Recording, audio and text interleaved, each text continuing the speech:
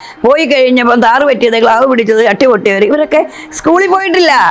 ആ സ്കൂളിൽ പോയിട്ടുള്ള വിവരമില്ലായ്മ അവിടെ ഇരുന്ന് പറയുന്നത്. വലിയ നേതാക്കളാണ് പോലും, വലിയ നേതാക്കളാരും ഇവരൊക്കെ തന്നെ പക്ഷേ ഇവർ ക്ലാവ് പിടിച്ചതാണ്, ഇവർ മാറി നിൽക്കണം. പക്ഷേ അതിനകത്തൊരു സെക്രട്ടറി ഉണ്ട്, ഞാൻ പേര് പറയാൻ ഉദ്ദേശിക്കുന്നില്ല. അദ്ദേഹത്തിന് ഞാൻ സ്പോർട്സ് കൗൺസിൽ പ്രസിഡന്റ് ആയപ്പോൾ അദ്ദേഹത്തിന് ആ പ്രസിഡന്റ്ഷിപ്പ് വേണം. രാഷ്ട്രീയക്കാരെ എല്ലാം പുറകെ നടന്ന് കുറേയൊക്കെ നോക്കിയിട്ട് ഒന്നും നടന്നില്ല. അവിടെ ഇരിക്കുന്ന ഒരാൾ, ഞാൻ പറയത്തില്ല ആരാന്ന്, പൈസ ഓഫർ ചെയ്ത് തന്നെ, പൈസ മേടിച്ചുകൊണ്ട് തന്നെയാണ് പുള്ളിക്കാരന് വേണ്ടി ഇത് ചെയ്തിട്ട് ഇതെല്ലാം ചെയ്തത്. അത് ഞാൻ KPCC പ്രസിഡന്റിനെ പറയുന്നില്ല, ആ ഓഫീസിലെ നല്ലൊരു സ്ഥാനത്ത് പൊസിഷനിലിരിക്കുന്നയാൾ. അതൊക്കെ എന്താ പറയുക, അവരൊക്കെ സ്റ്റാൻഡേർഡ്, അവർക്ക് സ്കൂളിൽ പോയവരാണോ? അവർക്ക് എന്ത് സ്റ്റാൻഡേർഡ്? ഒരു നേതാവിന് അവിടെ ഇരുന്നുകൊണ്ട്, വലിയൊരു നേതാവും വലിയ പ്രായമുള്ള ഒരു നേതാവിനും സ്ത്രീകളെ പറ്റി ഇങ്ങനെയൊക്കെ പറയാൻ? അവിടെ ഇരിക്കുന്നവരൊക്കെ ക്ലാവ് പിടിച്ചവരാണെങ്കിൽ ഇവരൊക്കെ വേറെ എന്താ തുരുമ്പ് പിടിച്ചവരല്ലേ? ഞാൻ കോൺഗ്രസ് വിട്ട് BJPയിൽ വന്നത് വളരെ മാനസികമായ പ്രശ്നങ്ങളുള്ളത് കൊണ്ട് തന്നെയാണ്. കാരണം ഞാൻ ജോലി ചെയ്തുകൊണ്ട്, റെയിൽവേയിലായിരുന്നല്ലോ ജോലി ചെയ്തുകൊണ്ടിരുന്നപ്പോൾ അറിയാം, നമുക്ക് ആക്റ്റീവായിട്ട് മറ്റുള്ള പൊളിറ്റിക് ലെവലിലൊന്നും പങ്കെടുക്കാൻ പറ്റത്തില്ല. എന്നാൽ ആ സമയത്താണ് 2011 ഞാൻ സ്പോർട്സ് കൗൺസിലിൻ്റെ പ്രസിഡന്റ്. സ്പോർട്സിൻ്റെ എല്ലാ കാര്യത്തിനും നമുക്ക് പങ്കെടുക്കുകയും ചെയ്യാം, പക്ഷേ നമ്മൾ അല്ലാതെ പൊളിറ്റിക്കൽ ലെവലിലേക്ക് പോകാൻ പാടില്ലെന്നാണ് നമ്മളെ റെയിൽവേയുടെ നിയമം. അങ്ങനെ അന്ന് ഇരിക്കുമ്പോഴാണ് ഞാൻ ദേശീയ കായികവേദി എന്ന ഒരു സംഘടന അതുണ്ടാക്കിയത് ഞാൻ, എൻ്റെ ഹസ്ബൻഡ്, വന്നിരുന്നു ഒരു ex-MLA, ഇപ്പോൾ ex-MLA, അന്ന് MLA ആയിരുന്നു, കൂടെ ഒരു സ്പോർട്സിനെ നമുക്ക് എന്തെങ്കിലും ചെയ്യാമെന്ന് പറഞ്ഞുണ്ടാക്കിയ ഒരു സംഘടനയാണത്. വളരെ നല്ല രീതിയിൽ പോയി. ആദ്യത്തെ സംഘടനയുടെ വാർഷികം എറണാകുളത്ത് വെച്ചാണെന്ന്. നമ്മുടെ കായിക താരങ്ങളായ ഉഷയും മത്സമ്മയും ഷൈനി, അങ്ങനെ സർവ്വ ആൾക്കാരെയും കൂടെ പങ്കെടുപ്പിച്ചുകൊണ്ടാണ് അതന്ന് അവിടെ നടന്നത്. വളരെ കാര്യക്ഷമമായിട്ട് കാര്യങ്ങളെല്ലാം പോയിക്കൊണ്ടിരുന്നു. അങ്ങനെ ഞാൻ കോൺഗ്രസിൻ്റെ മന്ത്രിസഭയിലാണ് ഞാൻ സ്പോർട്സ് കൗൺസിലിൻ്റെ പ്രസിഡൻ്റായിട്ട്, ആദ്യത്തെ വനിതാ പ്രസിഡൻ്റായിട്ട് വരുന്നത്. എനിക്ക് വളരെ നല്ല കാര്യങ്ങൾ കാഴ്ചവെക്കാനായിട്ട് ആ സമയത്ത് സാധിച്ചു. സ്പോർട്സ് രംഗം, ഇപ്പോൾ നാഷണൽ ഗെയിംസ് അതായിരുന്നു ആ സമയത്ത് ഏറ്റവും വലിയ കാര്യം.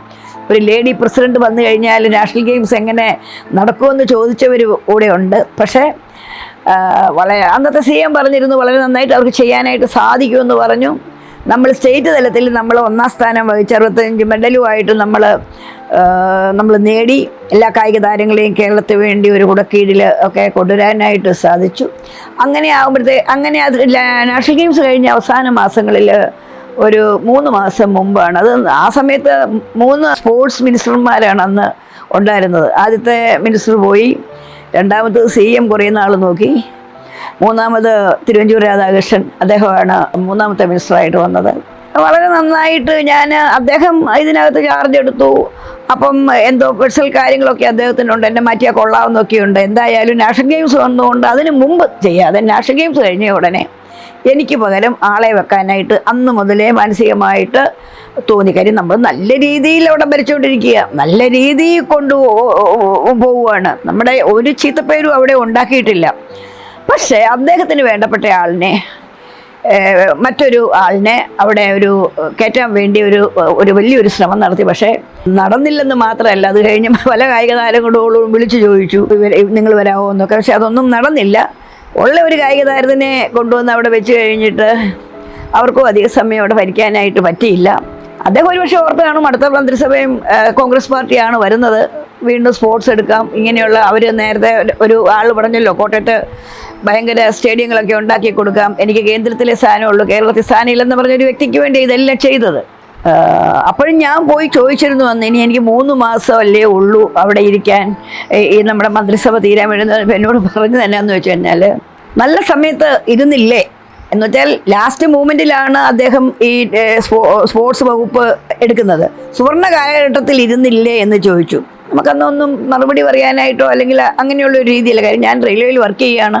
അത് കഴിഞ്ഞ് ഞാൻ മാറി, പിന്നെ കണ്ടതൊക്കെ നിങ്ങൾക്ക് എല്ലാവർക്കും അറിയാം. പിന്നെ അവിടെ എന്ത് സംഭവിച്ചു, മന്ത്രിസഭ ഇത്രയും നാളായിട്ട് പിന്നെ തിരിച്ചു കയറാനും പറ്റിയില്ല, ഒന്നും നടന്നില്ല.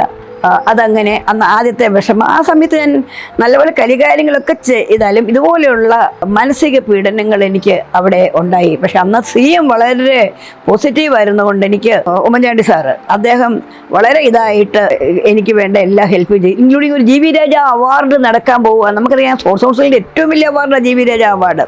ആ അവാർഡ് കൊടുക്കുന്ന സമയത്ത് അതിനകത്ത് CM ഉണ്ട്, സ്പോർട്സ് കൗൺസിൽ മന്ത്രിയുണ്ട്.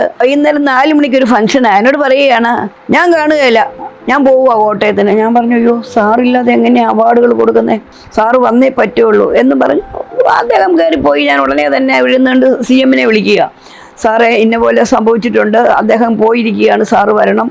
അദ്ദേഹം വരികയും ചെയ്ത് 3 മണിക്കൂർ ഇരിക്കുകയും ചെയ്ത് ആ ഫംഗ്ഷൻ വളരെ ഭംഗിയായിട്ട് നടക്കുകയും ചെയ്തു. ഒക്കെ അങ്ങനെയുള്ള ഇതൊക്കെ ഉണ്ടായി. കാര്യം നമ്മൾ ആ സമയത്ത് ഞാൻ ചിന്തിക്കുന്നത് എന്താ, നമ്മളൊരു ലേഡിയാണ്, നമ്മളൊരു രാഷ്ട്രീയക്കാരിയായി അല്ലാതെയാണ് അവിടെ വന്നിരുന്നത്. കായിക താരങ്ങളെയൊക്കെ വിളിച്ച് നമ്മുടെ കൊണ്ട് ഇരുത്തി കഴിഞ്ഞ് എല്ലാ രീതിയിലും സപ്പോർട്ട് ചെയ്യേണ്ടവരൊക്കെ നമ്മളോട് ഇങ്ങനെയൊക്കെയാണ് ചെയ്തേക്കുന്നത്. കഴിഞ്ഞ് ദേശീയ കായിക വേദിയുടെ പോയിക്കൊണ്ടിരുന്നു. വളരെ നല്ല പ്രവർത്തനങ്ങൾ എനിക്ക് അവിടെ കാഴ്ചവെക്കാൻ സാധിച്ചിട്ടുണ്ട്. നമ്മൾ മാരത്തൺ റേസ്, അതുപോലെ തന്നെ ഒരുപാട് കാര്യങ്ങൾ അവിടെ ഇരുന്ന് ചെയ്യാൻ പറ്റും. പക്ഷേ അതിനകത്തൊരു സെക്രട്ടറി ഉണ്ട്, ഞാൻ പേര് പറയാൻ ഉദ്ദേശിക്കുന്നില്ല. അദ്ദേഹത്തിന് ഞാൻ സ്പോർട്സ് കൗൺസിൽ പ്രസിഡന്റ് ആയപ്പോൾ അദ്ദേഹത്തിന് ആ പ്രസിഡന്റ്ഷിപ്പ് വേണം. രാഷ്ട്രീയക്കാരെ എല്ലാം പുറകെ നടന്ന് കുറേയൊക്കെ നോക്കിയിട്ട് ഒന്നും നടന്നില്ല. അത് കഴിഞ്ഞ് ദേശീയ കായിക വേദി വന്നപ്പം നമുക്കറിയാം, ഒരു സംഘടനയിൽ പ്രസിഡന്റ് എല്ലാ കാര്യങ്ങളും പറഞ്ഞു കൊടുക്കുമെങ്കിലും കാര്യങ്ങൾ ചെയ്യേണ്ടത് സെക്രട്ടറി അല്ലേ. അദ്ദേഹത്തിന് ഒരു കാര്യം ഏൽപ്പിക്കും, അദ്ദേഹം ഒന്നിനുമില്ല, പുള്ളിക്കാരന് പ്രസിഡന്റ് വേണം. ഞാൻ ഏത് പോസ്റ്റിൽ ഇരിക്കുന്നു അതൊക്കെ പുള്ളിക്ക് വേണം. പുള്ളിയുടെ പിന്നെ സ്പോർട്സ് പാരമ്പര്യത്തെ പറ്റി പറയാതിരിക്കുക നല്ലതൊന്നും ഒന്നുമില്ല, അത് തന്നെ പറയാം. അദ്ദേഹത്തിന് വേണം. അദ്ദേഹം കുറേ ആൾക്കാരെയൊക്കെ കണ്ട് അവിടെയുള്ള നേതാക്കളെയൊക്കെ കണ്ട് ഇങ്ങനെ നടന്നുകൊണ്ടിരുന്നു. എന്നാലും ഞാൻ ഉടനെ തന്നെ KPCC പ്രസിഡന്റിന് ലെറ്റർ കൊടുത്തു. ഈ സംഘടന ഇങ്ങനെ പോകുന്നുണ്ട്, എത്രയും പെട്ടെന്ന് ഒരു പുതിയ അഴിച്ചുപണി ഉണ്ടാകണം, അല്ലെങ്കിൽ നമുക്ക് ഒരു വകയും പറയുന്നൊന്നും ചെയ്യുന്നില്ല, ഫോൺ എടുക്കുന്നില്ല, ഇതിനകത്ത് വേറൊരു ഗ്രൂപ്പ് ഉണ്ടാക്കിക്കൊണ്ട് തനതായ രീതിയിൽ പോകുന്നു. മാക്സിമം ആ ഒരു ഇതിനെ മോശമാക്കാൻ വേണ്ടി പ്രവർത്തിച്ചു. പക്ഷേ ആ സമയമൊക്കെയും ഞാൻ കോൺഗ്രസ് പാർട്ടിയുടെ എല്ലാ കാര്യങ്ങൾക്കും, നമ്മുടെ സമരമുഖങ്ങളിൽ എവിടെയാണേലും, ഗവർണറുടെ ആ വേദിയിലാണേലും, സെക്രട്ടേറിയറ്റിൻ്റെ ഫ്രണ്ടിലായാലും എല്ലാ കാര്യങ്ങൾക്കും ഞാൻ വളരെ ആക്റ്റീവായി ഞാൻ പോകുമായിരുന്നു. എനിക്ക് മറ്റൊരു പോസ്റ്റ് വേണമെന്നോ ഒന്നും ഞാൻ അവിടെ ചോദിച്ചിട്ടേ ഇല്ല. കാര്യം ഞാൻ കായിക രംഗത്തൂടെ വന്ന ആളാണ്. നമ്മളിങ്ങനെ അതിനും ഇതിനും ഒന്നും വേണ്ടി അങ്ങനെ പോകുന്ന ആളല്ല. ഈ 2-3 പ്രസിഡന്റുമാർ KPCC-യിലെ മാറി, എല്ലാ പ്രസിഡന്റിൻ്റെയും അടുത്ത് അവരൊന്നും ഒന്നും ചെയ്തില്ല എന്നുള്ളതാണ്.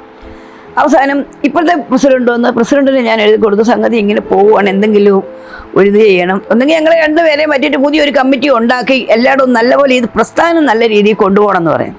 ഒരു സുപ്രഭാതത്തിൽ ഞാൻ ഈ നമ്മളുടെ സംഘടനയെ നശിപ്പിച്ച് ആ ആൾക്ക് തന്നെ പ്രസിഡന്റ് കൊടുത്തോണ്ട് എന്നെ പിടിച്ച് രക്ഷാധികാരി ആക്കി മാറ്റി. ഞാൻ ഉടനെ തന്നെ ആ സ്ഥാനം രാജിവെച്ച് എനിക്കിനി ഇതിന് തുടരാൻ ആഗ്രഹമില്ല എന്ന് പറഞ്ഞു. അപ്പം നമ്മൾ പറയുന്ന കാര്യങ്ങൾ അതിൻ്റെ ഏറ്റവും വലിയൊരു രസം, KPCC-യിൽ ഇരിക്കുന്ന ഒരാൾ ഇവിടെ പത്മജ പറഞ്ഞായിരുന്നു ആ വണ്ടിയെ കയറ്റാനായിട്ട് ഇത്ര ലക്ഷം രൂപ ഓഫർ ചെയ്തെന്ന്.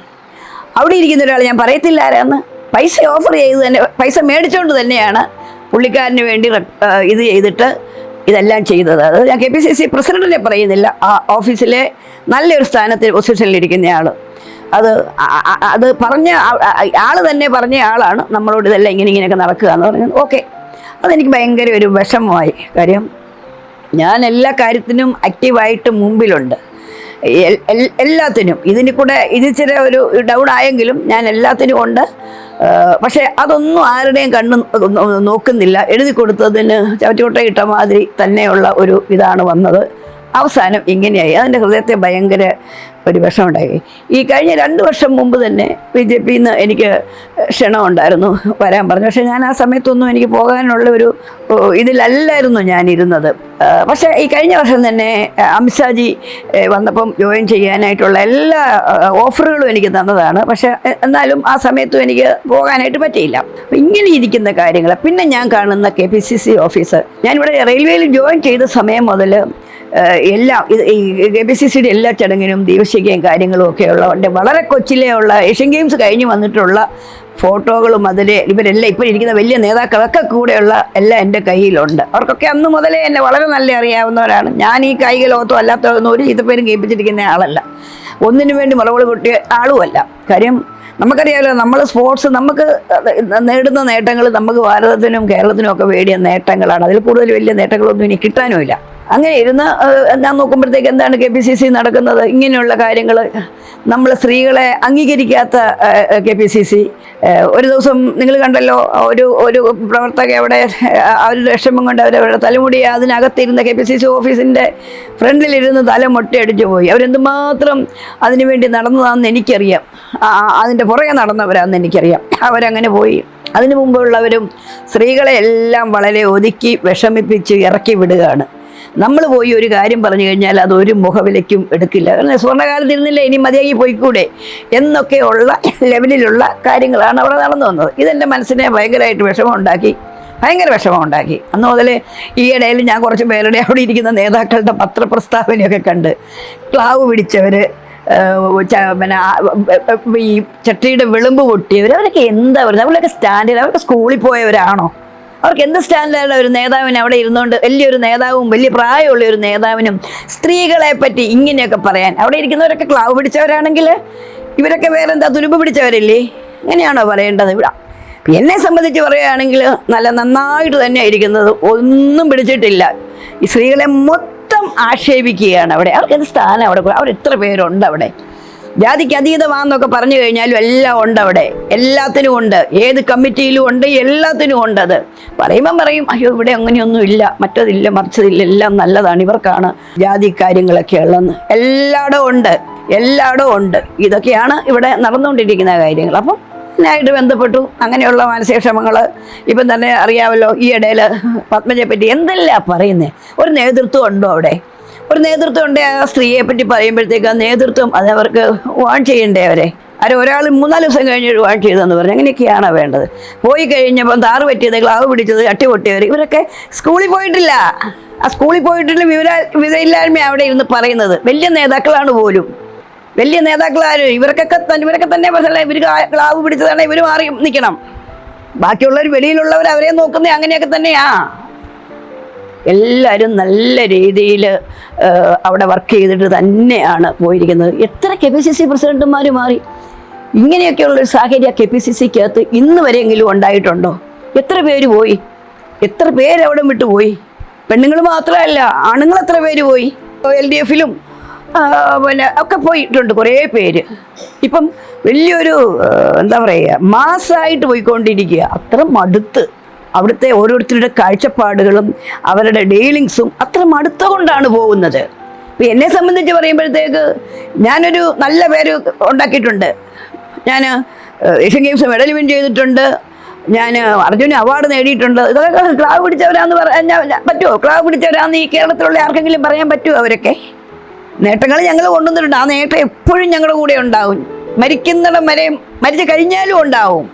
ഞങ്ങൾ ഇന്ത്യക്ക് വേണ്ടി, ഭാരതത്തിന് വേണ്ടിയിട്ട് ഞങ്ങളുടെ യശസ് ഉയർത്തിയവരാ. അവരൊക്കെ മോശമാണ്, അവർ ഇതിൻ്റെ അരികു പൊട്ടിയവരാണ് എന്നൊക്കെ പറഞ്ഞ് വിമർശിക്കുന്ന സ്ത്രീകളെ ഞാൻ പറയുന്നത് അവർ വിദ്യാഭ്യാസത്തിൻ്റെ കുറവ്, അല്ലെങ്കിൽ അങ്ങനെയൊന്നും ചെയ്യത്തില്ല. മുകളിൽ തലപ്പത്തിരുന്നുകൊണ്ട് വിമർശിക്കുക. ഈ ദേശീയ കായികവേദി എന്ന് പറയുന്നത് കംപ്ലീറ്റ് ആയിട്ട് അഴിച്ചു. ഞാൻ പറഞ്ഞു നമുക്കൊരു സ്ഥാനവും വേണ്ട അതിനകത്ത്.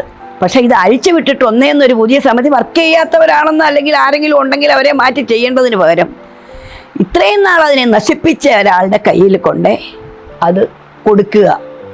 ഏകാധിപത്യ ഭരണം ഇന്നിപ്പം എല്ലാ ജില്ലകളിലും ദേശീയ കായിക വേദി എന്നാണ്. ഇനി കായികമൊക്കെ മാറ്റണം. ഇപ്പം ഇതിന് ആ വേദിക്കകത്ത് എത്ര കായിക താരങ്ങളുണ്ടെന്നുള്ളത് ഇപ്പം നമ്മൾ നോക്കണം. അതിനകത്ത് ഇപ്പം കൂടിയിരിക്കുന്നതിനകത്ത് അതൊന്നും ഞാൻ അങ്ങോട്ട് കടക്കുന്നില്ല.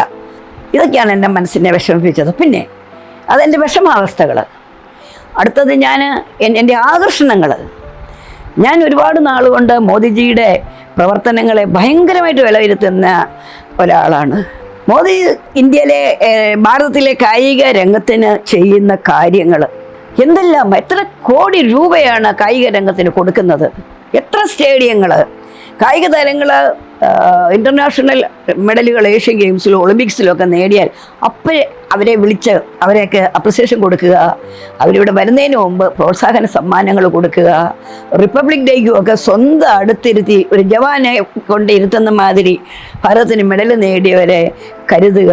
ഹോക്കി അറിയാമല്ലോ, ഹോക്കി സെക്കൻഡ് വന്നപ്പോൾ പിള്ളേരിരുന്ന് കരഞ്ഞ സമയത്ത് അവരെ ആശ്വസിപ്പിച്ച് അവർക്ക് ഗോൾഡ് കിട്ടേണ്ട എല്ലാ കാര്യങ്ങളും ഇവിടെ വന്നപ്പോൾ ചെയ്തു കൊടുത്തു. ദെൻ ആൻഡ് ദെയർ കോടിക്കണക്കിന് രൂപയാണ് സ്പോർട്സ് രംഗത്തിന് കൊടുക്കുന്നത്. ഇപ്പം നമ്മുടെ സ്പോർട്സ് മിനിസ്റ്റർ, കേന്ദ്ര സ്പോർട്സ് മന്ത്രിയായിട്ട് ഒരു ദിവസം സംസാരിക്കാനും ഒരു മീറ്റിങ്ങിൽ പങ്കെടുക്കാനും ഒക്കെ സാധിച്ചത്. അതൊരു ക്രിക്കറ്റ് പ്ലെയറാണ്. സ്പോർട്സിനെ എന്ത് നീറ്റായിട്ടാണ് കാണുന്നത്, എത്ര എളിമയോടെയാണ് കാണുന്നത്. എന്നോട് കേരളത്തിലെ സ്പോർട്സിനെ പറ്റിയൊക്കെ ചോദിച്ചിട്ട് പിള്ളേരൊക്കെ അവിടെ ഒന്നും കിട്ടാതെ മുട്ടിലെഴുകയൊക്കെയാണല്ലേ. എനിക്ക് നാണക്കേട് തോന്നി ആ സമയത്ത്. നമ്മുടെ കേരളത്തിലെ സ്പോർട്സ് എന്താണ്? 10 വർഷത്തെ ജോലികൾ പിള്ളേർക്ക് കൊടുത്തിട്ടില്ല, ക്യാഷ് അവാർഡ് കൊടുത്തിട്ടില്ല. ജോലിക്ക് വേണ്ടി പാവങ്ങൾ സെക്രട്ടേറിയറ്റിൻ്റെ ഫ്രണ്ടിൽ മുട്ട് പൊട്ടിച്ച് എന്നിട്ട് എന്താകുന്നു? ഇതൊക്കെയാണ് കേരള സ്പോർട്സ് രംഗത്ത് കാണുന്നത്. ഏഷ്യൻ ഗെയിംസിൽ 107 മെഡലും കൊണ്ടാണ് പിള്ളേർ വന്നത്. 100 പ്രതീക്ഷിച്ച് പോയത്, 7 മെഡലൂടെ കൂടുതൽ അവർ കൊണ്ടുവന്നു. എന്തുകൊണ്ടാണ്? അവിടെ നടത്തുന്ന ക്യാമ്പുകൾ, കണ്ടിന്യൂസ് ക്യാമ്പുകൾ, വെളിയിൽ പിള്ളേരെ അയച്ചുള്ള പ്രാക്ടീസ്. നമ്മുടെ ഒരുപാട് മലയാളി താരങ്ങൾ പോയിട്ടുണ്ട്, അവർ മെഡൽ വിൻ ചെയ്തിട്ടുണ്ട്. ഹരി ഉൾപ്പെടെ, ശ്രീഹരി ഉൾപ്പെടെ അവരൊക്കെ അവരുടെ പെർഫോമൻസിന് കാരണം ഇന്ത്യൻ ക്യാമ്പിൽ അവർക്ക് കൊടുക്കുന്ന പ്രോത്സാഹനമാണ്. അതുകൊണ്ട് കേരളത്തിൽ നിന്ന് കൊടുത്ത ഒന്നുമല്ല. പ്രണോയ് പോയി. എന്താണ് നമ്മൾ കേരളം കൊടുത്തത്? എന്താണ്? ഒരു 5 ലക്ഷം രൂപയൊക്കെയാണ് വരുമ്പോഴത്തേക്ക് അവർ പ്രോത്സാഹനം കൊടുക്കുന്നത്. അത് മതിയോ? അവരൊക്കെ ഈ കളിക്കാൻ പോകുമ്പോൾ എന്തുമാത്രം ചെലവുകളുണ്ട്. നമുക്ക് പേരും പെരുമയൊക്കെ കിട്ടുമെങ്കിൽ അതുപോലെ നമ്മൾ പ്രോത്സാഹനങ്ങൾ കൊടുക്കണം. സ്പോർട്സ് കൗൺസിലിനെ എടുക്കുക. അവിടെ ശമ്പളം കിട്ടിയിട്ട് എത്ര നാളായി? ഇന്ന് വരെ ചരിത്രത്തിൽ ഞാൻ കേട്ടിട്ടില്ല. ഞാനവിടെ 5 വർഷം ഇരുന്നയാളാണ്. 1 മാസം പോലും അവിടുത്തെ സ്റ്റാഫിന് ശമ്പളം കൊടുക്കാതിരുന്നിട്ടില്ല.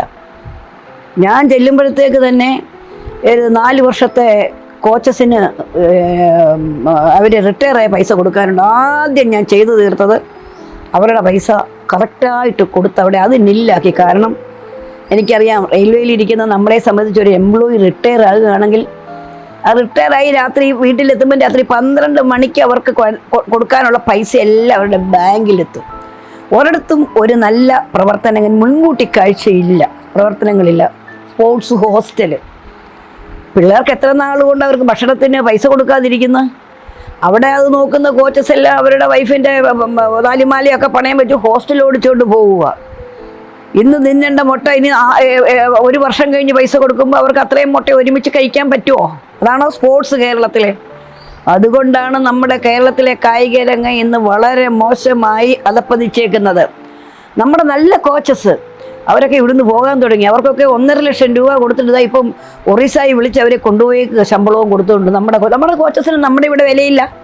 അവർക്ക് ശമ്പളം ഇല്ല, അവർക്കൊന്നുമില്ല, ഒരു അപ്രിസിയേഷൻ ഇല്ല, അവർക്കൊരു അവാർഡ് കൊടുക്കുന്നില്ല. ഒരുപാട് കാര്യങ്ങളുണ്ട് സ്പോർട്സിനകത്ത്. ഇപ്പം നമ്മുടെ കർണാടകവും മദ്രാസും തമിഴ്നാടും ഒക്കെയാണ് ഇന്ന് നിരവധി മെഡലുകൾ നേടുന്നത്. എന്നാൽ ഈ കണക്കിന് പോവുകയാണെങ്കിൽ കേരളത്തിലെ കായിക രംഗം അധികം താമസിക്കാതെ അടച്ചുപൂട്ടേണ്ടി വരും. എനിക്ക് വലിയ ആഗ്രഹമുണ്ട് പിള്ളേരെല്ലാം നന്നായിട്ട് കളിക്കണം, പിള്ളേർക്കൊക്കെ ആവശ്യത്തിന് എല്ലാ പ്രോത്സാഹനങ്ങൾ കൊടുക്കണം. ദെൻ ആൻഡ് ദെയർ അവരൊക്കെ ഈ സെക്കൻഡ് ക്ലാസ്സിൽ ഈ ടിക്കറ്റ് ഇല്ലാതെ പോയി കളിച്ച് അവർ വരുന്നത് അതൊന്നും നോക്കാനും കാണാനും ഒന്നും ആരുമില്ല. ഇപ്പോൾ ഒരു 365 പേരെയും കൊണ്ട് സ്കൂൾ ടീമിനെയൊക്കെ കൊണ്ടുപോവുകയാണെങ്കിൽ 10, 120, 130 പേരെ ഒരുമിച്ച് പോകുന്നത് 2 ഇതായിട്ട് പോകുമ്പം എല്ലാവരും എവിടെയാണ് കടന്നു പോകുന്നത്? തറയിലാണ് കടന്നു പോകുന്നേ, ടോയ്ലറ്റിലാണ് കടന്നു പോകുന്നത്. ഇതൊക്കെ കാണാനായിട്ട് ഇവിടെയുള്ള ആർക്കും കാഴ്ചശക്തി ഇല്ല എന്നുള്ളതാണ്. ഇതിനൊരു ഒരുപാട് മീറ്റിങ്ങുകൾ കൂടുന്നുണ്ട്, ഒരുപാട് പ്രൊജക്റ്റുകൾ കൊണ്ടുവരുന്നുണ്ട്. പക്ഷെ അതൊക്കെ നടത്തി അങ്ങ് തീരുകയാണ് ചെയ്യുന്നത്. ഒരുപാട് സ്റ്റേഡിയങ്ങൾക്ക് തറക്കല്ലിടുന്നുണ്ട്, പക്ഷെ പൊങ്ങുന്നില്ല എന്നുള്ളതാണ്. ഒന്നും പൊങ്ങുന്നില്ല. ഉള്ളതിനെ തന്നെ പരിപാലിക്കാനായിട്ട് സാധിക്കുന്നില്ല. സെൻട്രൽ സ്റ്റേഡിയം അറിയാമല്ലോ, സെൻട്രൽ സ്റ്റേഡിയം കിടക്കുന്നത് കണ്ടല്ലോ. ഞാൻ ഇനി പറയേണ്ട കാര്യമില്ലല്ലോ. അവിടെ എന്താണ്, പാവപ്പെട്ട കുഞ്ഞുങ്ങൾക്ക് പൈസ കൊടുക്കാതെ വന്ന് പ്രാക്ടീസ് ചെയ്യാനുള്ള ഏക ട്രിവാൻഡ്രത്തെ സ്റ്റേഡിയമാണ് സെൻട്രൽ സ്റ്റേഡിയം. അവിടെ ഒരു ഞാൻ സ്കൂൾ നാഷണൽസിൽ ഞാൻ 8ാം ക്ലാസ്സിൽ പഠിക്കുമ്പോൾ ആ സ്റ്റേഡിയത്തിൽ വന്നിട്ടുണ്ട്. അന്നത് കൽക്കരി ട്രാക്കാണ്. ഇത് നല്ല ട്രാക്കായിരുന്നു. അതിനകത്തു നിന്നുള്ള മണ്ണെല്ലാം കൊണ്ടുപോയി അതിപ്പം വയലിലേക്ക് കഴിഞ്ഞ് കഷ്ടമായി. നമ്മൾ പ്രാക്ടീസ് ചെയ്യുന്ന പിള്ളേരുടെ കഴിയുമ്പം മറ്റുള്ളതിന് കൊടുക്കരുതെന്ന് പറയുന്നില്ല.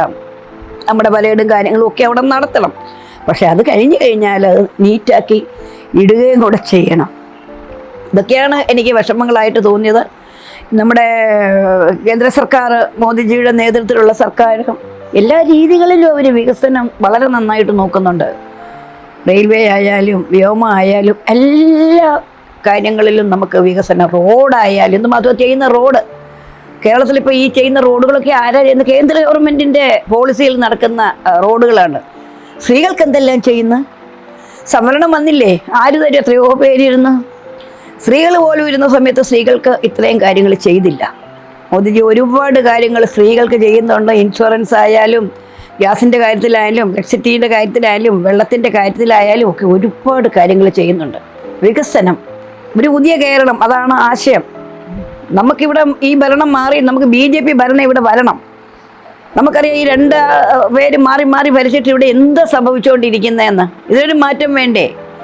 ജനങ്ങളെ പറഞ്ഞ് അങ്ങനെയാ എങ്ങനെയാണെന്നും പറഞ്ഞ് BJP വന്നാൽ അങ്ങനെ എങ്ങനെയാണെന്നും പറഞ്ഞ് പേടിപ്പിച്ച് വോട്ടിനെ തിരിച്ച് മനുഷ്യരെയൊക്കെ പേടിപ്പിച്ച് മാറ്റി നിർത്തുക. ഒന്നുമില്ല, ഇതൊന്നുമല്ല. ഇവിടെ BJP ഭരണം നമ്മുടെ കേരളത്തിലും വരണം.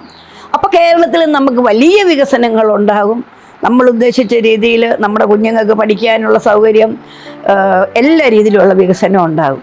അങ്ങനെ വരണമെന്നാണ്, അതിൽ ഒരു അണിയായിട്ട് നിൽക്കണം എന്നുള്ളതാണ് എൻ്റെ ആഗ്രഹം.